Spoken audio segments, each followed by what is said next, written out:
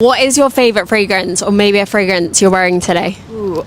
Okay, today I'm wearing Carolina Herrera Good Girl Blush. Tama siya. Beautiful talaga ang Good Girl Blush. Kasi yung longevity nito ay medium lang. Tatagal sa'yo ito ng ilang oras at pwede kang mag-apply ulit sa buong araw mo. CH nito, moderate lang, pero halata yung presence mo. Bagay na bagay sa araw mo, office mo, date mo, casual mo. Smell nito ay fruity, floral, at creamy. Compliment factor sa'yo nito, super positive, crowd-pleasing at approachable. Pupurihin ka madalas ng mga tao, pati boyfriend or girlfriend mo, plus mga stranger. Price quality nito ay good value kasi luxury ang feeling pag suot mo ito. Para kang nilatagan ng red carpet. Kung kasama mong spray ito, Decant Cartel PH ng ka-level din ng mga aura nito. Plus, hindi magbe-break ng bank mo para matest mo kaagad yung magic effect. Comment G at isisend ko sa'yo. Kasi ang Good Girl Blush na meron ako nasa likod ko ay modern at crowd-pleasing, floral na feminine. Kapag suot mo ito, approachable ka at versatile mula araw hanggang date night mo. So ito ang dahilan kung bakit